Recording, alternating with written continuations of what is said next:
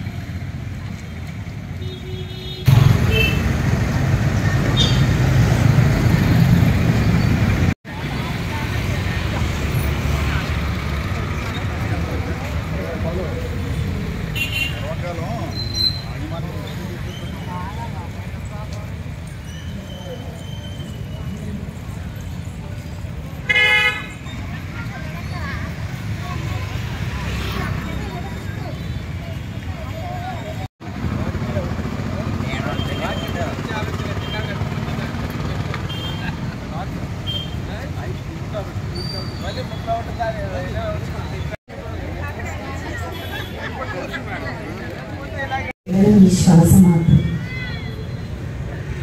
ఇదే శ్వాస.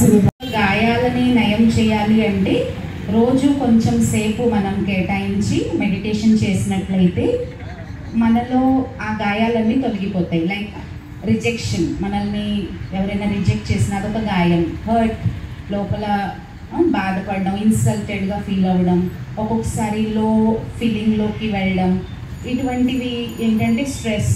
ఒక్కొక్కసారి లోపల మనిషి లోపల ఆలోచించి డిప్రెషన్లోకి వెళ్ళిపోతూ ఉంటారు. సో మరి వీటిని కూడా మనం ఈ గాయాలని కూడా మనం మాయం చేయాలి అంటే రోజు మెడిటేషన్ చేయాలి.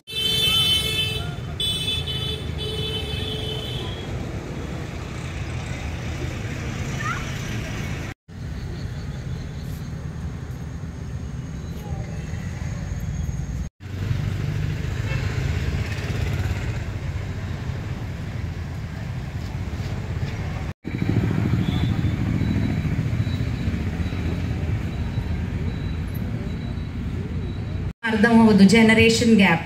పేరెంట్స్ అంటారు మా రోజుల్లో మేము అలా లేము, ఈ రోజుల్లో పిల్లలు ఇలా అయిపోయారు.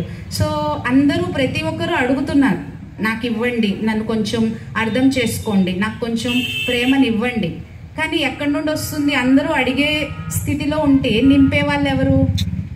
సో నింపుకోవాలి మనం ఆ సుప్రీం సోర్స్, పరంపిత పరమాత్మ, గాడ్, ఎవరైతే హైయెస్ట్ అథారిటీ ఉన్నారో వారి నుండి ఆ ప్రేమ మనం నింపుకోవాలి. ఫోన్లో బిజీ, కానీ మన కోసం మనకి టైం ఇవ్వకపోతే సెల్ఫ్ కోసం వేరే వాళ్ళకు కూడా మనం టైం ఇవ్వలేము. అదంతా కూడా సేవ్ అయిపోతుంది. దాని ద్వారా ప్రతి ఒక్కరికి 24 గంటలే ఉన్నాయి కదా, మనకి ఆ 24 గంటలు సరిపోవట్లేదు. కానీ ఇది ప్రాక్టికల్గా మెడిటేషన్ చేసిన వాళ్ళ అనుభవం అన్నమాట. కాన్సన్ట్రేషన్ నా స్వయం పైన. 2 ఐబ్రోస్ కనుబొమ్మల మధ్యలో ఎక్కడైతే తిలకం పెట్టుకుంటారో ఆ స్థానంలో ఒక ఉంది, దివ్యముగా నక్షత్రం వలె మెరుస్తూ ఉంది. వాస్తవానికి నేను పంచకర్మేంద్రియాలకు కూడా నేను అధిపతి, రాజా. నేను ఏ విధంగా ఉన్నానో నన్ను నేను ఆ విధంగా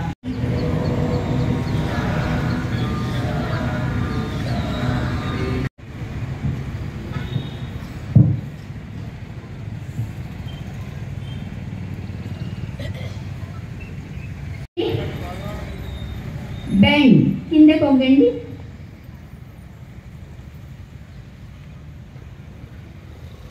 up, bend, up. Hernia problem ఉన్నవాళ్ళు చేయకూడదు, హై బీపీ ఉన్నవాళ్ళు చేయకూడదు, ముఖ్యంగా స్పాండిలైటిస్ అంటే. నెక్స్ట్ అర్ధ చక్రాసనం. పాదాలు కొంచెం దగ్గర తెచ్చుకోండి. నడుము మీద చేతులు రిలాక్స్.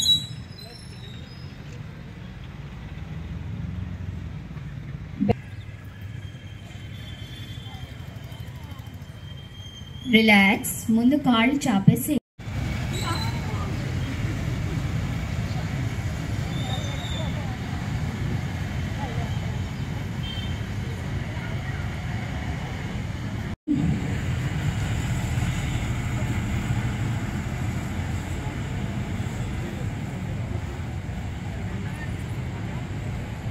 ఈ తలను రైట్ సైడ్ నిలిపి ఉంచండి. రిలాక్స్, కంప్లీట్గా రిలాక్స్ అయిపోండి. భుజంగాసనం. మీ చేతులు మీ ఛాతీ వరకు మాత్రమే ఉంచండి.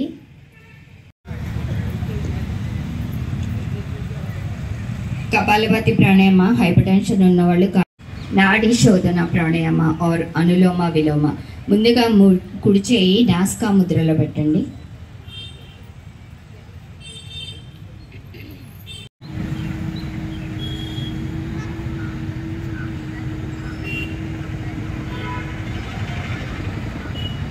రిలాక్స్. చేతులు దించేసేయండి. కళ్ళు మూసుకోండి.